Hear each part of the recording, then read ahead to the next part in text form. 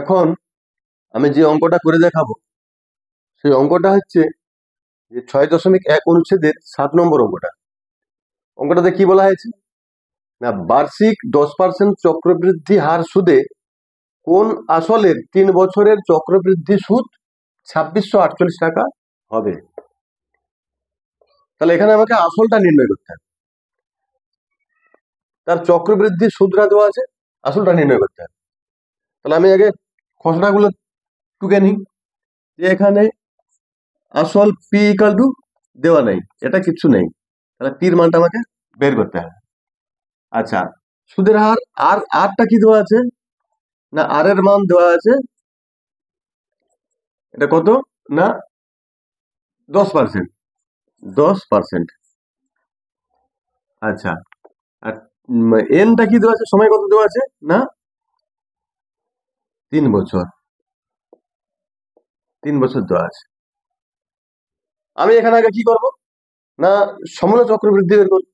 সমূল চক্রবৃদ্ধি বের করার পর যদি আমি আসল বাদ দিই তাহলে সুদ পেয়ে যাবো, আর সেই সুদটা এখানে দেওয়া আছে।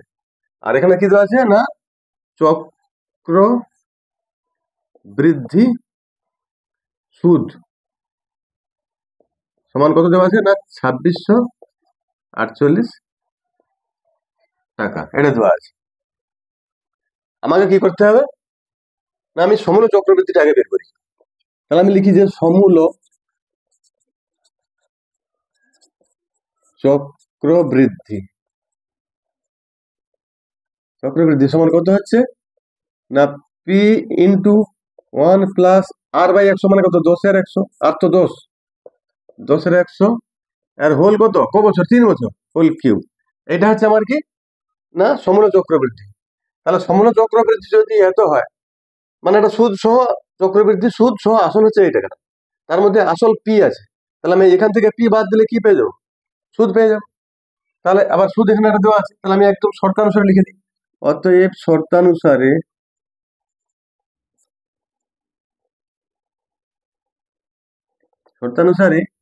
আমার সুদ হচ্ছে এটা পি ইন্টু 1 প্লাস 10/100 এর হোল কিউব মাইনাস এটা আমার চক্রবৃদ্ধি সুদ সহ আসল সমূল চক্রবৃদ্ধি। সেখান থেকে আমি আসল যদি বাদ দিই পি বাদ দিই তাহলে কি পাবো, সুদ পেয়ে যাবো, যে সুদটা এইটা।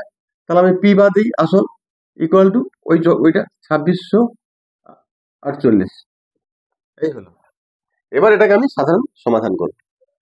আচ্ছা, বা এখানে পি আছে, পিটা কমন নিয়ে নাও, পি কমন নিলাম, এটা কি থাকবে 1 প্লাস 10/100 এর কিউব আছে মাইনাস এটা কত থাকবে, পি পি তো কমন নিয়েছি, তাহলে কি থাকবে 1 থাকবে, এটা ইকুয়াল টু 2648, এই গেল। এবার কি হবে না, এবার হবে বা কি করব আমি এটাকে একটু সরল করব। আচ্ছা, এটা পি ইন্টু এটা যোগ করলে কত হবে 100 প্লাস 10, 110 বাই না এটা কেটে দাও, এটাকে ছোট করে দাও, একটা শূন্য একটা শূন্য করে দাও, তাহলে কত হচ্ছে 1/10 হচ্ছে। 1/10 তাহলে আমি এটাকে ভগ্নাংশে যোগ করি, নিচে লসগু কত হচ্ছে 10 হচ্ছে, 10 হচ্ছে 1/10 10 যুক্ত ওটা কত হচ্ছে 1 হচ্ছে, এটার whole cube minus 1 equal to কত হচ্ছে 2648, এটা হচ্ছে বা পি যেমন আছে তেমন থাক ইন্টু আমি এটা কি করবো 11 10 তো 11 10 কে আমি 3 বার লিখে দিই, 10 আর 1 যোগ করলে 11 10 হচ্ছে। 11 10 কিউব মানে কি 11 10 কে আমি 3 বার লিখতে পারি, তাহলে 11 10 গুণিতক 11 10 গুণিতক 11 10 তারপর মাইনাস 1 আছে, এইটা করে যাও ইকুয়াল টু কত হচ্ছে 2648, এই হচ্ছে।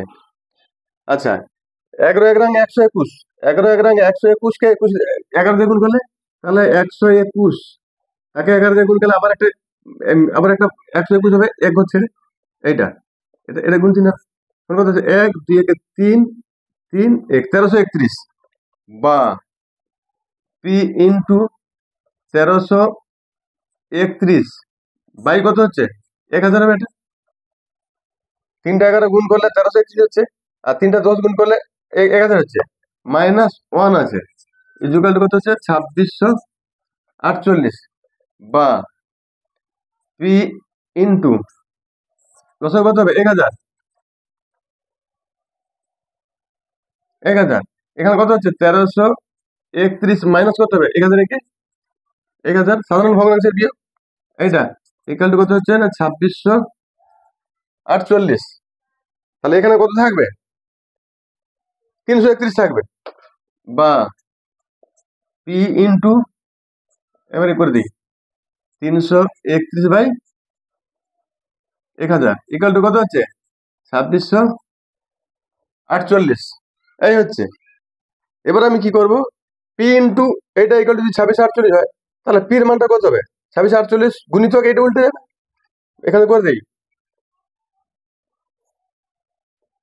বা পি ইকুয়াল টু কত হবে 2648 ওখানে ছিল 2648 গুণিতক এটা উল্টে যাবে 1000/331,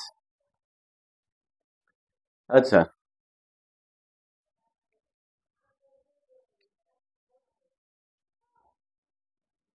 331 কে এটাতে ভাগ করে দাও, 331 ভাগ করে দাও, এটাকে 2648 কে 2648 কে 331 ভাগ করে দিই, আমি এদিকে করি 2648 একে 331 দিয়ে ভাগ করে দাও, 331 আটে আটেই চলে যাচ্ছে, আটেই যাচ্ছে, 331 আটে, দেখো 8 একে 8, 8 3 24 4 হাতে গেলে কত 2, 8 3 24 দিয়ে 26, তাহলে 8 যাচ্ছে, 331 আসতে যাচ্ছে, বা পি ইকুয়াল টু কত হচ্ছে 8, 1 2 3, 8000 টাকা।